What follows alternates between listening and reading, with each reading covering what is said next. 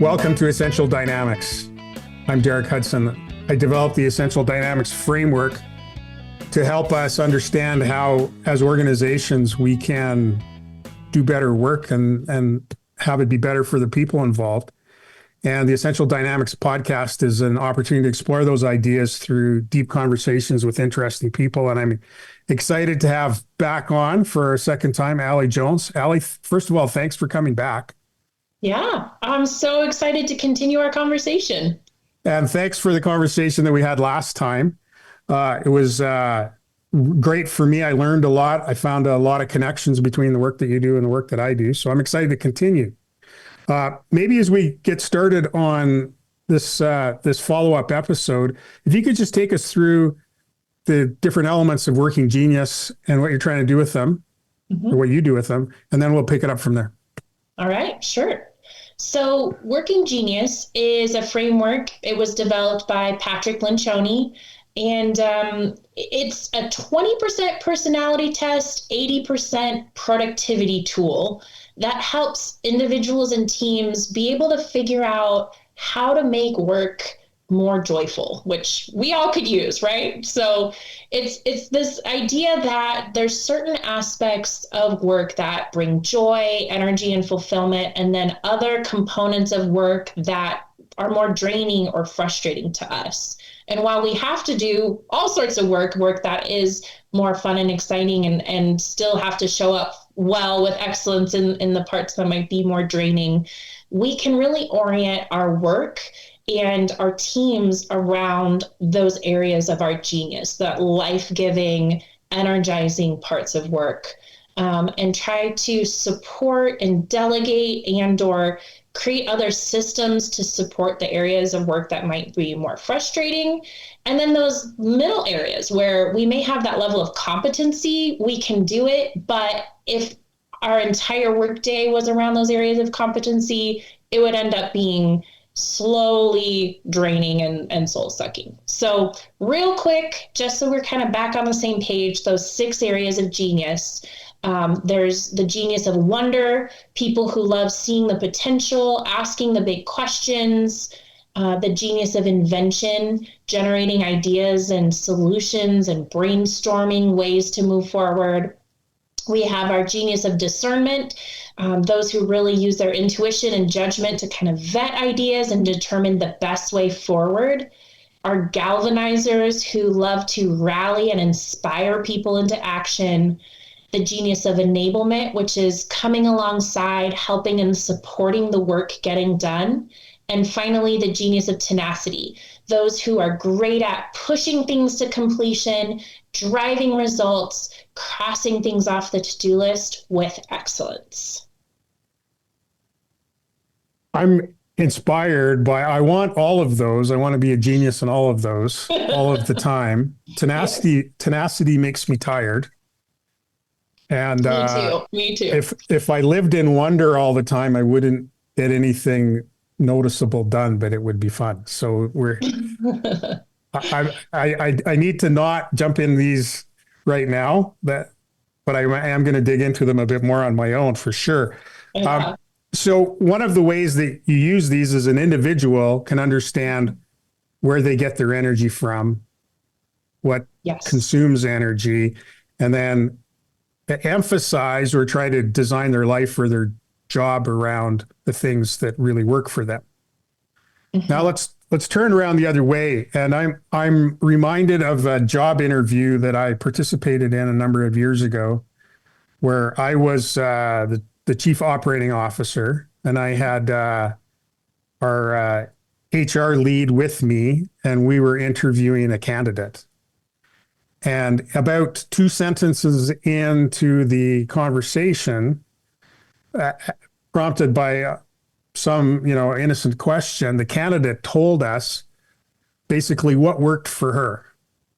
And this was a pretty much entry-level job. And it was a great organization that would be a great, provide a great start to a career. But it was an entry-level position. And as soon as this person said, well, this is what I'm looking for, and this is the way I work, the interview was done, although we had to continue it for another half an hour. or 20 minutes anyway, to not embarrass anyone. So I'm the the crusty employer here. I've got a position to fill. I got work to get done. Yeah. Do I have time for everybody's self-actualization? I maybe have an answer for that, but I'll leave it there to say, okay, now how do we put these two worlds together? That's right. Yeah. And it's interesting because what the bigger picture is, employees are increasingly coming to jobs wanting this sense of fulfillment and purpose, and especially younger generations. And this is nuanced. It's good, and it has some hard parts to it, right? So it's a good thing to want to find work that's fulfilling and purposeful and that aligns with what you want. And that's a good thing for employers, because when it's a right fit, then the work gets done more productively, right? And so that is an important part, I think, of the hiring process, is thinking through, we want someone who's a good fit for our workplace culture and this position and the skills required. But it sounds like this individual that you are interviewing might have not been a workplace culture fit, in that there was a sense of rigidity around, these are my demands, coming into an interview. And yeah, so there's this other layer of humility and realizing that all work requires all 6 parts, and no person can completely avoid their areas of frustration. I have a frustration around tenacity, so I struggle with keeping up with the little details of stuff. And now as a business owner, tracking my budget and balancing getting my P&L written out every month and staying on top of that is hard for me. I hired a bookkeeper to help me with that, but I still need to have the discipline to do things that are not easy for me. And so the humility to be able to lean into things that are hard is another essential part. And I'm curious what your answer would be through the lens of essential dynamics. But I think that as we are hiring and thinking about even who in my business already, who on my team could be better utilizing their existing skills and their existing geniuses. So for example, let's say I hire someone at an entry level position, and really they're kind of in the execution part of it. I need a lot of enablement and a lot of tenacity from them. So I do want to make sure there's a fit there of them being detail oriented or able to come alongside and help a project get done and be a team player. But if I were to give them the working genius assessment and they have the genius of invention, I might invite that junior person into a meeting where we're brainstorming our initiatives of how to solve for a problem, because I want to bring them into their genius for the benefit of our company.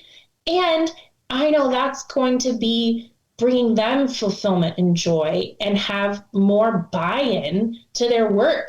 And maybe by bringing them into those types of meetings where they get to shine in their genius, they'll have that engagement piece that helps them with those less glamorous parts of their job. So that's my take on it. What do you think, Derek? That's a solid take. I like that. So essential dynamics, we talk about the quest, and in thinking about the quest, which is just humans coming together to do important, hard things. Mm-hmm. And it's a great foundation for a story. And mm-hmm. the stories that we like have all those elements in it. And so what are those elements? Well, there's a really important purpose. There's a bunch of people, underqualified, misfits maybe. Maybe they were called out of security and safety, and then they're set on a journey. So there's the purpose, the path, and the people. When we're talking about aligning up the interests of individuals, with the organization, I go to purpose first.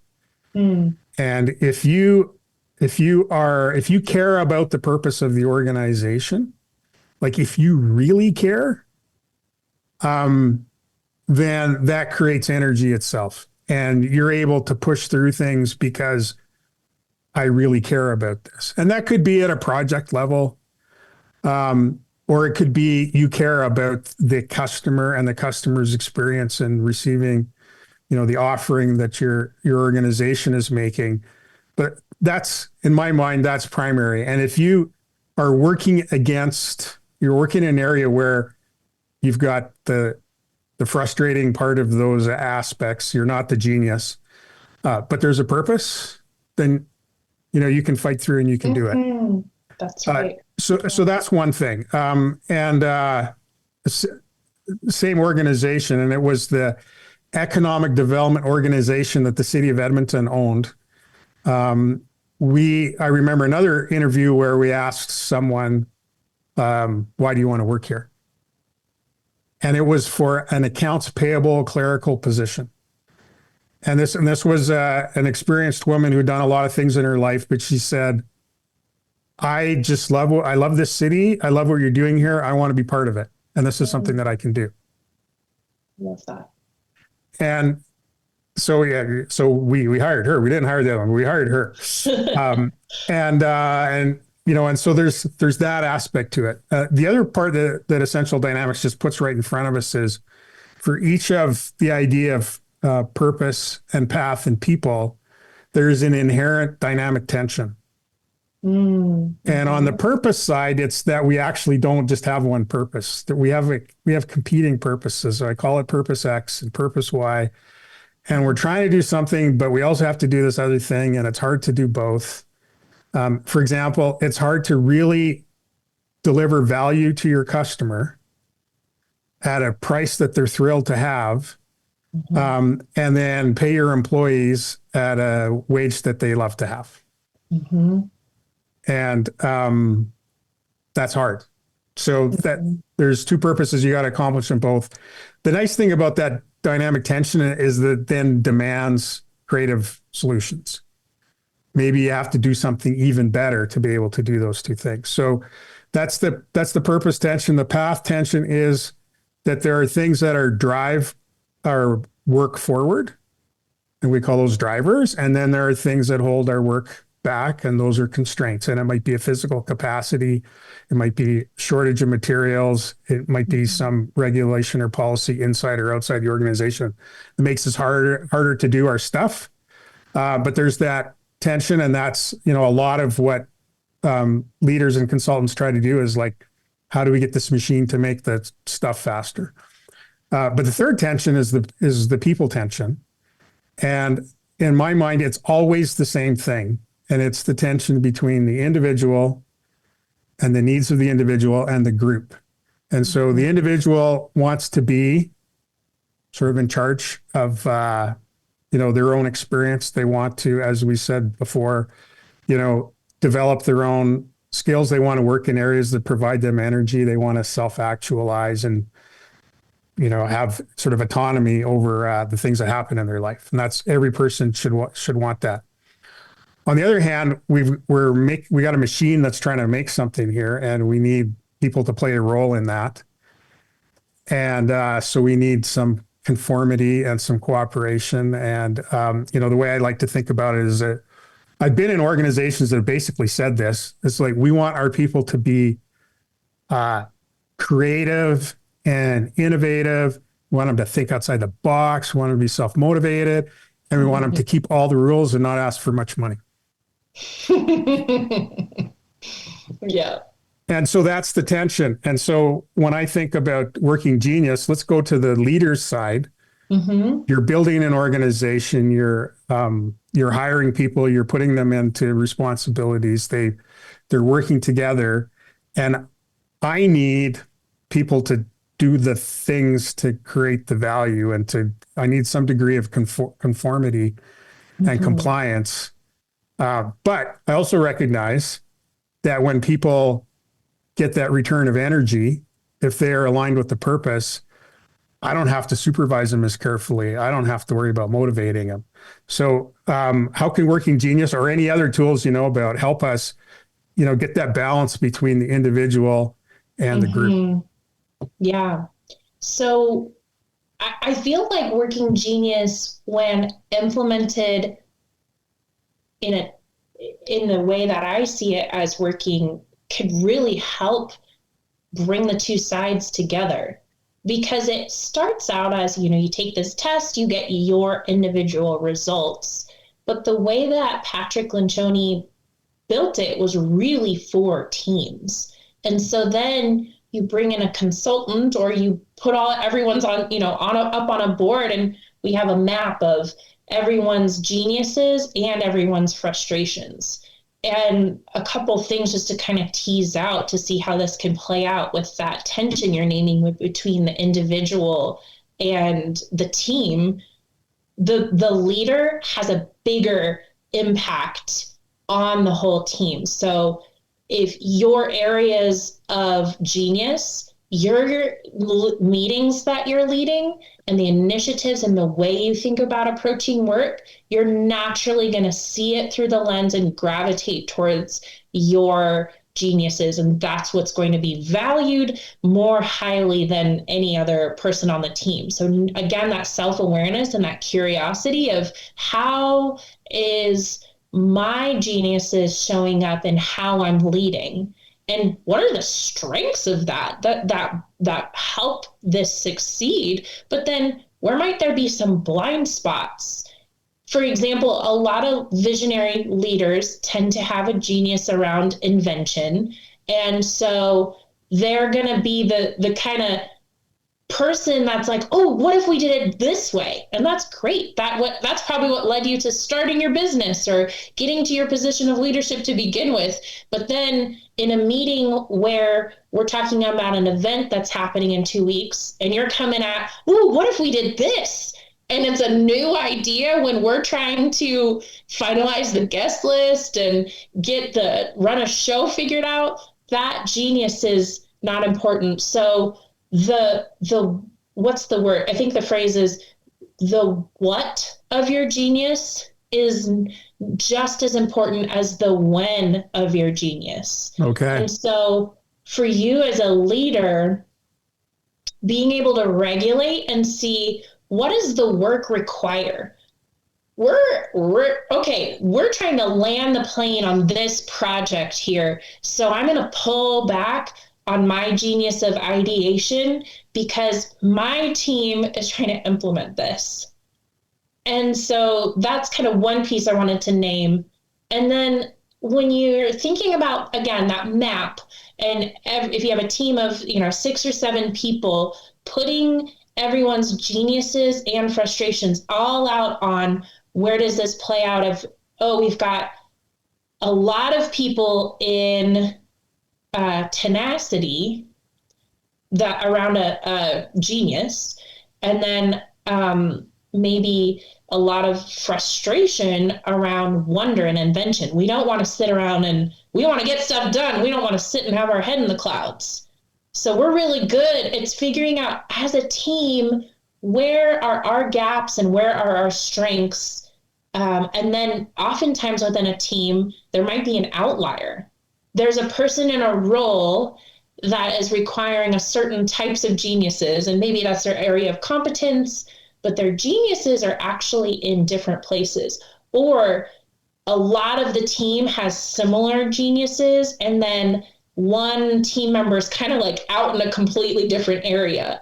And so they may be coming to meetings and having a differing opinion or keeping themselves quiet, but they seem like they're a little disengaged. And so that map can really bring out a helpful, eye-opening conversation about, oh, that is why Matt keeps asking these questions. He's got the genius of wonder.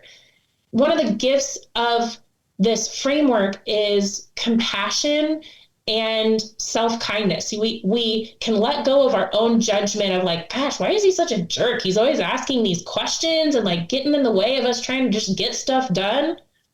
But when I see his genius, when I see his behaviors through the lens of his genius, I see, oh, this is why. And then it might help bring that sense of team purpose that you were talking about. And I was thinking, was you were talking about, how do we bring individuals who want their autonomy and their own self-actualization to a team dynamic? And what I thought about was I have twin 2-year-olds, and how when they want to go off and do their own thing, what I'll do is I'll say, oh, Hayden, I need your help. I need you to help me pick up the food from the table and clean up. And he wants that so bad. He loves being helpful. And I think that piece of us never really goes away. Like, we want to be a part of something bigger. We want to go on a quest, but we don't want to go alone.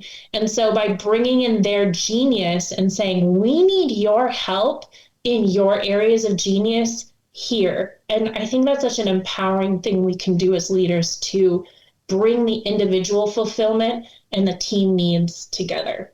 Okay, that's fantastic. I want to go back. So I got 2 points. One is the leader's disproportionate influence, and then the other is mapping the team. So the first one, like I told you, I was trained as an accountant. I've been a CFO. Mm-hmm. I've been a chief operating officer who did all the CFO stuff. And I had to double down on that when I had a boss who was all about wonder and galvanizing. I'm just thinking of my one boss, and some of my listeners know who I'm talking about. Always had a great idea. And then, but there's no shortage. So there'd be another one the next week and another one the next week. In fact, I have a client, it's a different person. And he felt like he couldn't have any ideas, because whenever he had an idea, then the whole team kind of piled on it and tried to make it happen because they wanted to impress the boss. And he needed a discerner. Yes. It needed a process where the boss can be free to have ideas, but that doesn't mean we're doing it.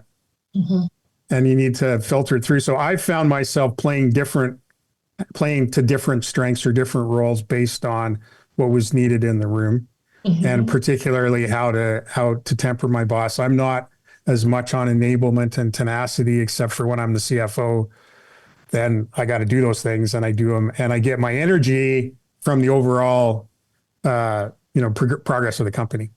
Mm. But then this idea of mapping the team, and if we go to this idea of the epic fantasy and the misfit team that gets put together, Guardians of the Galaxy or the Fellowship of the Ring or whatever, one of the cool things that always happens in that is there are these unique, quirky abilities that somebody has that contribute to the overall team.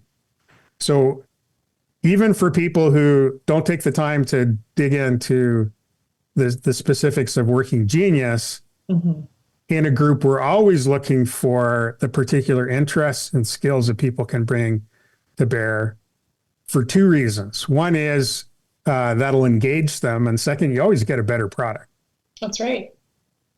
Mm-hmm. So I think we should kind of pull it together now. The time goes by so fast. But yes. Allie, thanks very much. Thanks for walking us through.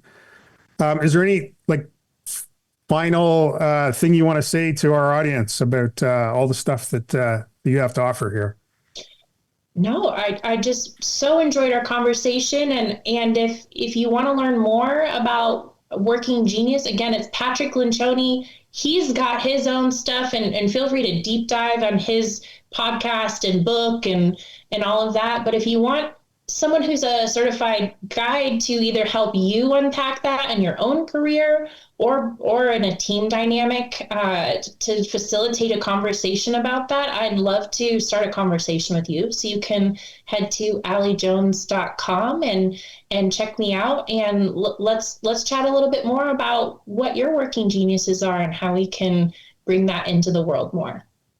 Allie, thanks very much. I'm Derek Hudson, and you can find me at Get Unconstrained, and would very much like to hear what people think about this topic and all the things we talk about on Essential Dynamics. I'd like to thank Bryn Griffiths for his work, and I'm just really excited I think what I'm kind of finishing off here is this idea when we're working together with other people of being able to really benefit from the geniuses that the people around us have. Mm-hmm. Yeah. And while we're thinking about that, let's think about consider your quest.